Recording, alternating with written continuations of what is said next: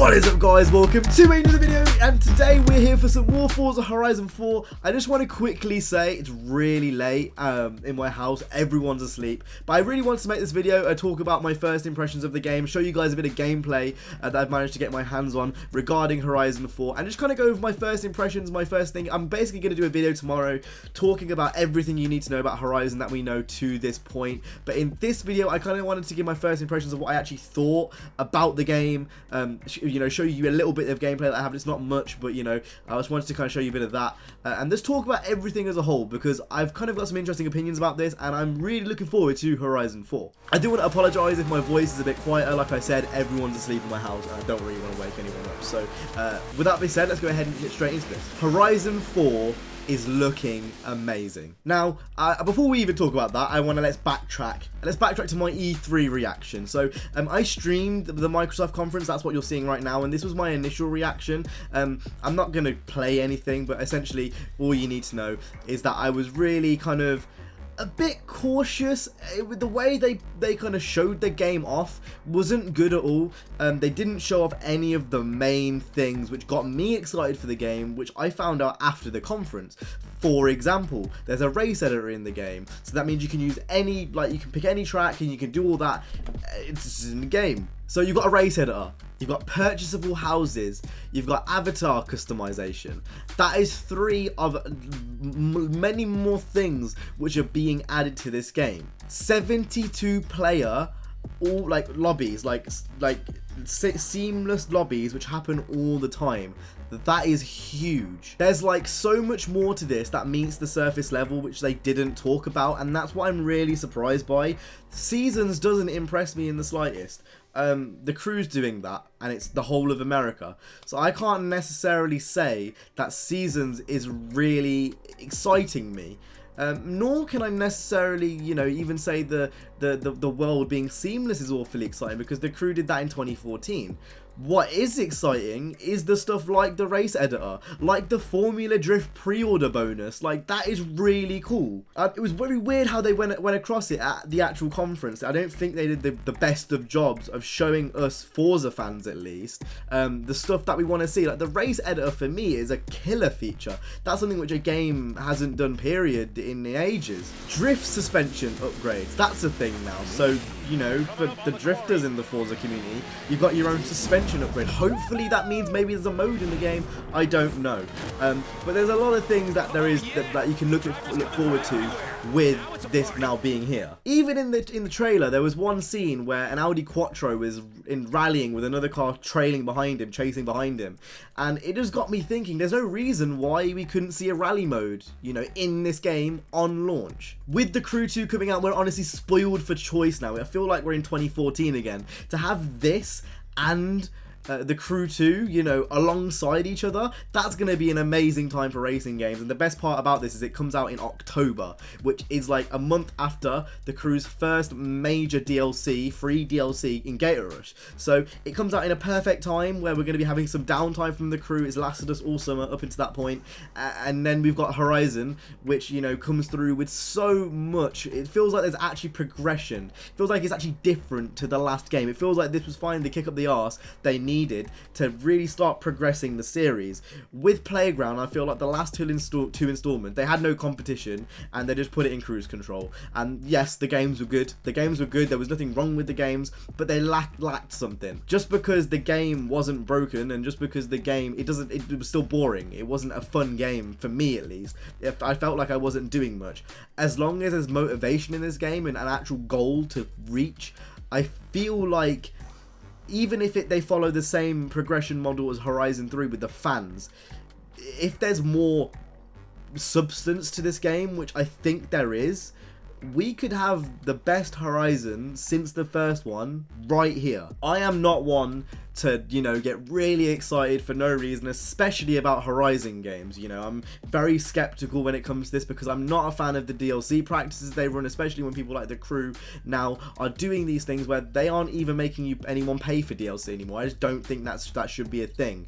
But at the same time, everything I've seen outside of that conference looks amazing, and I'm seeing a lot of people getting annoyed saying that it looks like Horizon 3 again, and the only reason you're thinking that is because they didn't mention the fact that a map editor is going to be there in the conference. They didn't mention anything about the drift suspension tuning, or I should say the upgrades, not tuning. They didn't mention that at the conference. They didn't mention, they might have mentioned the 72 player lobbies, but you know, emphasis wasn't put on all the major things which people like us will get excited about. Not to mention, the game looks absolutely gorgeous. There was one screenshot I used in my thumbnail for my last video, which I'll put on the screen now.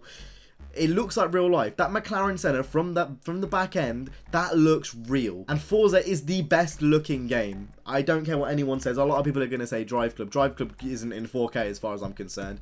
Forza is the best looking racing game out there currently. The Crew 2 can't come near because of how big the game is. And that's fine. I'm not going to the Crew 2 for graphics.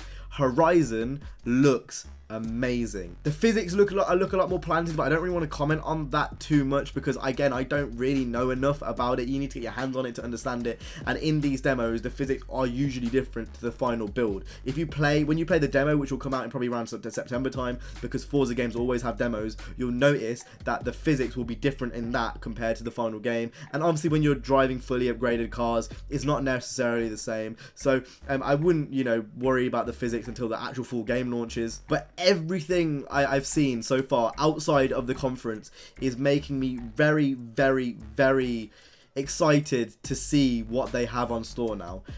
Purchasable houses, I mean, the Crew did it, and then Forza's like, yeah, we're doing that now as well, and it's like, that's really cool to me. Avatar customization, that's really cool to me. It seems like they're taking cues from TDU in many ways, you know, from Ivory Tower's end, you know, like obviously they made the original TDU games, and I feel like they're taking cues from that in a good way. You know, this wasn't what I was expecting, but for the better. I think what they've actually come through with is amazing. There is a few things which scare me. The progression is a huge thing that scares me.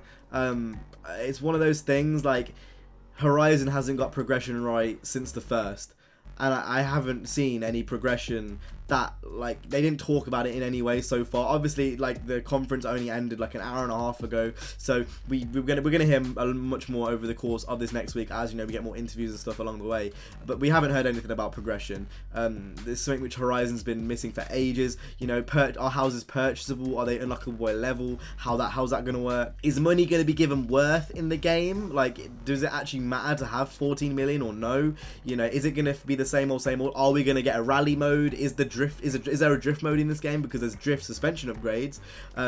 These are all things which I want to hear about. These are all things which I really want to hear about. But everything I've seen from the gameplay, you know, the destruction looks really cool. You know, with the like the metal bollards, I'm looking forward to see how that works. I have got my worries. I think I'm cautiously optimistic at this point. I just need to see a little bit more gameplay. We're going to get that over time, naturally. You know, I can imagine, you know, on the run-up, we're going to get the classic Horizon PR program. You know, at one point, they're going to talk about the car list, and they're going to have the picture with all the cars, some of them blacked out, some of them not blacked out, and then week by week, we'll get a filler picture.